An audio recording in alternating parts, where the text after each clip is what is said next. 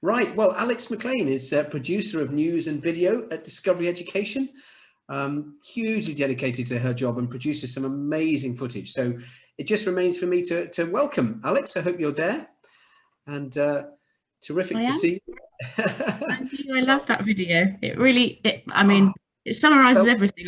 I barely need to be here, really. It's just a belter, isn't it? It's just terrific. It's so lovely to hear the children speak, and they spoke so well and so earnestly, didn't they? You know, so yeah, terrific. Well, I'm really glad that you managed to find 20 minutes, half an hour of your busy day to actually share with us some thoughts, really. So for the benefit of those on the call, why don't you perhaps just tell us a little bit about your own professional journey to date and your role here at Discovery? Yes, of course. So I've been working at Discovery Education for the last 8 years and within the news content team. And my journey into the career probably wasn't the most obvious of paths.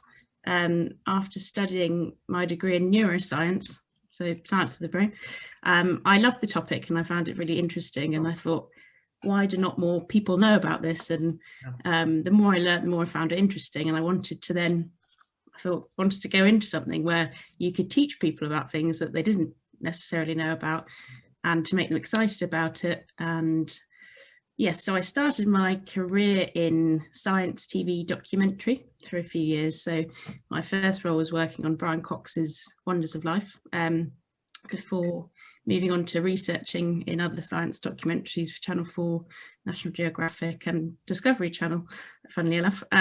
So I then moved my sort of storytelling documentary here at Discovery Education. So I'm a news and video producer and I look after the news service and output we have at Discovery as part of the wider content team, as well as looking after the topical content, so the calendar picks, the topical channels of resources, so the Becoming an Astronaut, Extinction or Rebellion, Internet Safety Day, British Science Week, so all the kind of newsy current affairs bits we have. You'd be really good in a general knowledge quiz, wouldn't you, Alex? Well, yes, I like to think I would be. Yeah. Your current affairs knowledge is encyclopedic, really, because it has to be. Well, here at Discovery Education, we've established, I think, quite a record, actually, of providing quality news resources for pupils every day. Can you summarise in a few sentences the nature of what we offer schools then in terms of the news? Because it's quite extensive. What exactly do we offer? Yes, so we've had a relationship with ITN News for 20 plus years, I believe.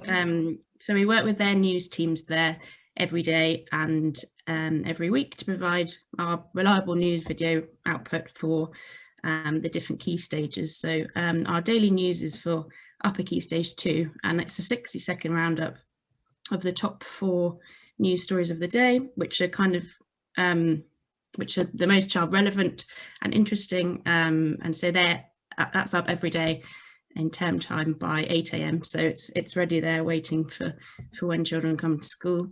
And we then have a weekly news broadcast, so that consists of a few different parts. So that's the bit. I'll try not to go into too much detail, but we have our News Bites videos, so for Key Stage 1 and for Key Stage 2.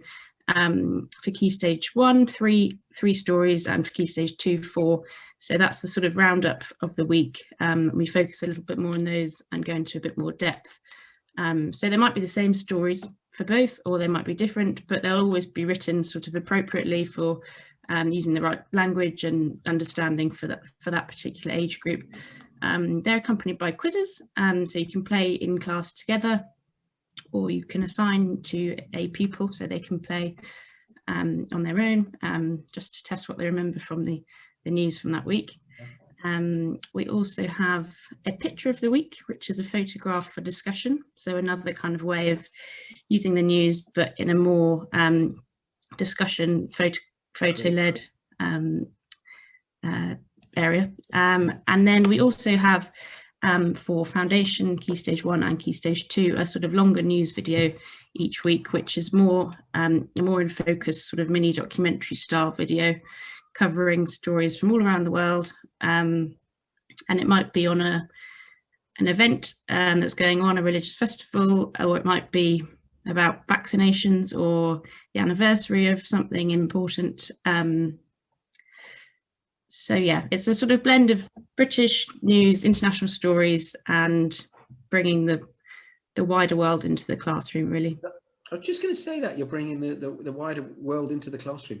Well, but for the daily news to land ready and finished and edited and all shiny and new in classrooms by 8 o'clock every morning, that's got to involve an early start. So tell me about a typical working week for you. What does that look like?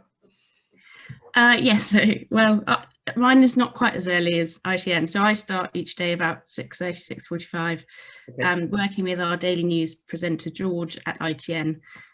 So we can get that bulletin out and into schools by 8. He gets into work, I think, about 4:30 a.m. So very early start for him. So all the planning starts early to kind of handpick stories, and he's got the news coming in that morning, so he can write and produce the videos that go into the morning bulletins. And then for our weekly news broadcast, we have that starts sort of every Monday morning. We'll have a news meeting with the team, and we'll discuss and decide the stories we'll be choosing for each key stage, what they'll be. And then so Claire, our presenter at ITN, journalist at ITN, she will get the scripts together, and over those kind of Monday to Wednesday, get those videos made, put together, the scripts written, quizzes are done, you know, all the bits that I've just mentioned before. All of that work is done and packaged on a Wednesday, so it's ready to go out into schools by Thursday morning for the roundup for that week. And then I will be writing our kind of more in-depth stories, so I'll be sourcing footage and stories, writing scripts. So recently it was the 150th anniversary of the Royal Albert Hall, so speaking with their media teams and getting footage and pictures sent over from them, which covers Victorians, buildings, design, technology, music, you know, a whole range of curriculum topics. And then the whole process sort of begins again each week. So every week. It's a fast moving. So how many minutes of news is produced in 1 week if you add up the daily? I mean, I didn't know I was going to ask you this, but you know, I'm just quite interested in that because it's quite a lot, isn't it? Or maybe have a think about that, but a lot. Yeah, it's a lot of news. Yeah, it's a lot, and the hours put in to produce even just a few minutes content is extensive, isn't it? I mean, it really is. There's a lot of particularly with the younger age, you need to you know, target that particular age group and really write it in the correct way with the right language that's understandable for them as well. So yeah, definitely. Yeah. Well, the conference today has been about enriching the curriculum, obviously, as you know, and developing pupils' cultural capital, really, I suppose we've been talking about. In what ways do you think our news channel and resources achieve this or help teachers to achieve this? So I guess it's sort of, there are two ways of looking at it, really. So you could look at it at the news can spark an interest in a subject, or the news can enrich what we already know about a particular subject. So the first one, as studies show, we don't necessarily like things we don't understand. So if we can make learning fun and accessible and understandable to everyday things such as the news, then we can get children more excited and interested in these curriculum subjects too. And then the sort of other way around, the enriching for deeper learning, multiple channel processing is proven to work. So the curriculum learning is enhanced by emphasizing the bigger picture and allowing students to discover details for themselves. The news brings that bigger picture into the daily curriculum learning, and they can discuss and be curious about what they've learned and heard about that day. So when we're choosing a news story, we'll always think about the kind of who's the audience, why is it interesting or important, and always we'll try and link it back into the curriculum as well. So if you're learning about the Romans in Britain, what better way to learn than something that's going on now and something that's been discovered? They can relate to that place and life a little bit. It comes to life a little bit more. It certainly does. And as we saw from the little film that I just played, the children are willing and they're keen to consume as much as you can give them, and they seem to be wholly alert to what's going on. And I think none of them, for example, would probably say to you, look, I've already seen too much news, or I've already consumed too much, I don't want any more. They just seemed hungry for it. They just seemed to want to know, didn't they? You know, Yeah, so unpick them. That's what happens in schools everywhere. The curiosity flows, and it can spark a natural interest, and the kind of play can create the natural learning, and it puts the learning onto a bit more of an emotional level, which connects the child to the personal thing they're learning about as well.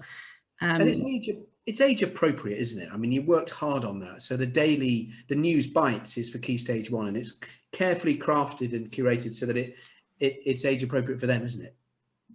Yes, That's yes. really.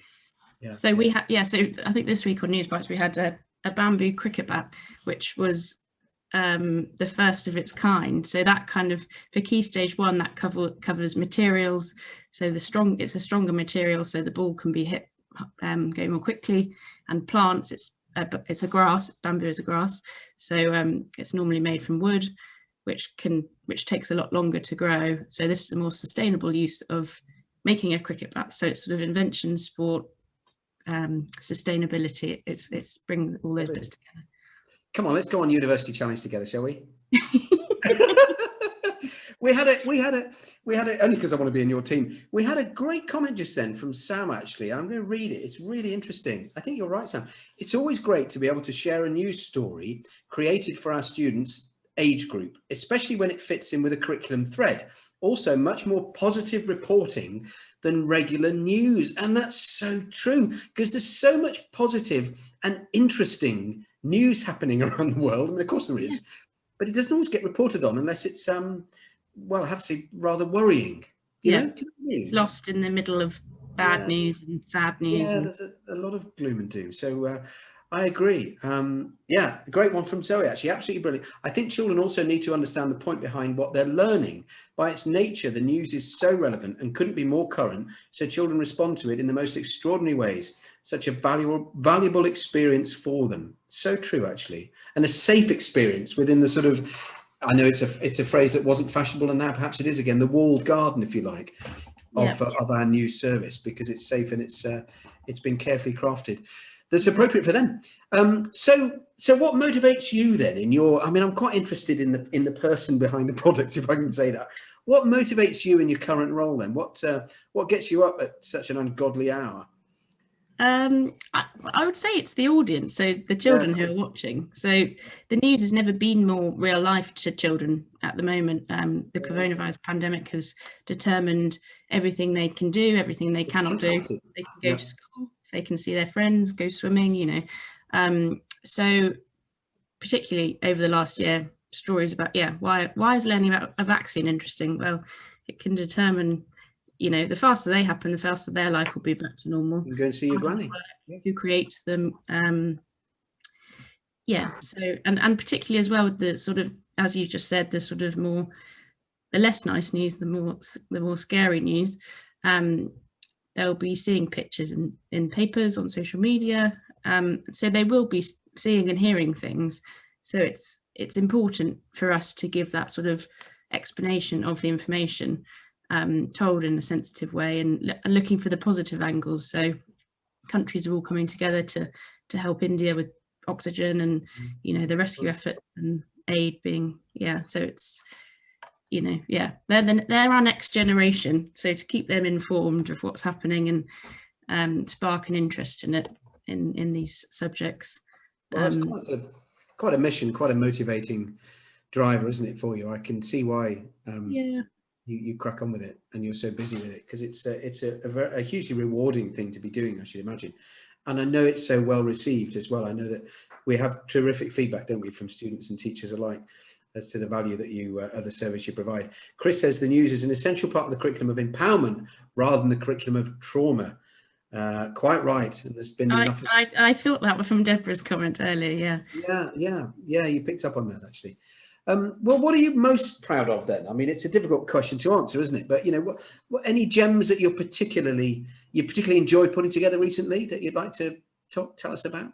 Well, recently we've done a lot more work with children, and particularly Great. sort of learning You from home loved as it. well. And I think that's been really lovely to do. So we've been not just covering stories about children, which is great to do, but covering stories from children's perspective and them telling the stories. So we've been in touch with our espresso schools around the world, and they've been the ones teaching us and telling us about life there, and how they've been learning from home and things like that, and how I guess it's nice for children to see if their life is similar to this person, and how it's different as well. This week, actually, we had been in touch with our Bangkok school in Thailand, and they had been sending in some lovely videos about religious festival Buddha Day. I can't necessarily pronounce it, but they've been telling they sent in some lovely videos. So it's children telling us from a sort of first-hand point of view about how it's celebrated there, and what they do, and how it's different as well, particularly with COVID. They're back in home learning. So yes, I think it's a really powerful way of extending the curriculum, learning from other children as well. Yeah, terrific. Well, that's been lovely. Unless there's anything else you wanted to share, we can wrap it up there. Yeah, I can share the video. I'd love to see. Let me just try and quick peek into some of the latest content, hot off the press. Yeah, it's just a very sweet, and it's really nice how they're so eager to share their story. And try and share my screen.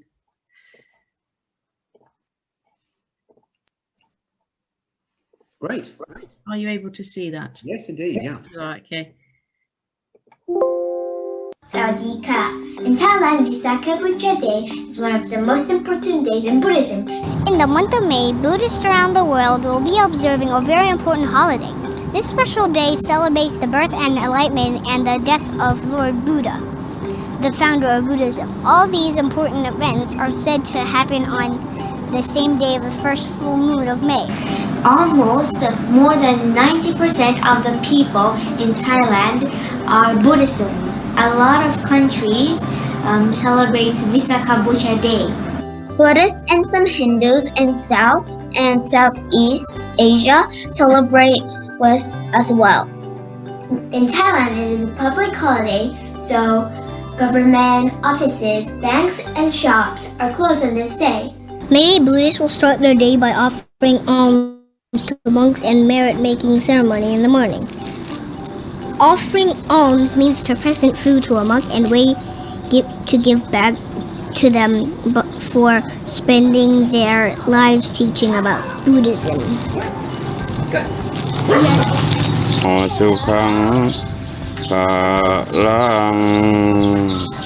The people will visit the temples and pray to the gods, listen to the monks' speech. The important thing in Visakha Buddha Day is gratitude, noble truth, and being careful.